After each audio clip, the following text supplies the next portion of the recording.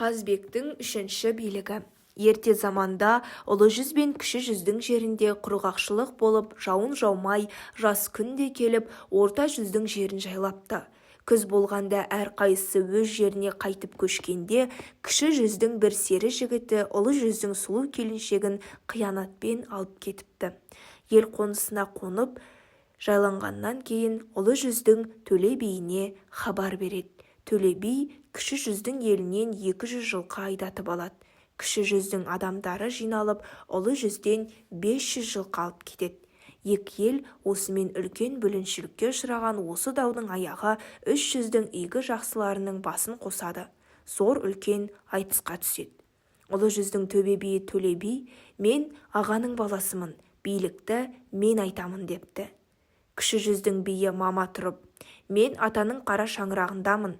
Менің жасым кіші болғанымен, жолым үлкен, мен айтамын депті. Сонда орта жүздің биі Қазбек күліпті. Сонда жылағанды сұрама, күлгенді сұра деп еді. Қазбек, неге күлдің депті Төле мен Мама. Қазбек сонда, сендер атаны білесіңдер де, өсиетті білмейсіңдер, соған күлдім депті. Сонда Төле би мен Мама, атаның өсиеті не деп еді? Қазбек, білмесең, атаңның өсиеті мынау: ұлы жүзді қауға бер де малға қой, кіші жүзді найза бер де жауға қой, орта жүзді қамшы бер де дауға қой дегені қайда? Соған қарағанда төре беру жолы менікі емес пе депті. Жығылсам, алдымда ағам бар, сүрінсем артымда інім бар, билікті менікі еді ғой. Мұны біреуінің аузы алмағандарың қалай депті.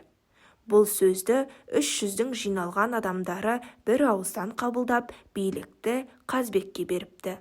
Қазбек осы арада, уа үйсін, Төле би, сен атадан үлкен болып тудың, ініңнің бір еркелігін көтеретін жөнің бар. Оны ойламай, жылқысын неге қуып аласың? Уа жарқыным Мама би, сен атаңның қара шаңырағында қалған екенсің. Ағаңның көзінің тірісінде жеңгеңді неге зорлықпен әкетесің? Даугердің адалы құстай ұшатын да, арабы мұрттай ұшатын. Сен Мама би, қатыныңды қайтар. Сен Төле би, жылқыны қайтар. Екі жағында иесі табысы болмаған, екі аяқ түгілі 4 аяқта қалмасын деп билік айтыпты.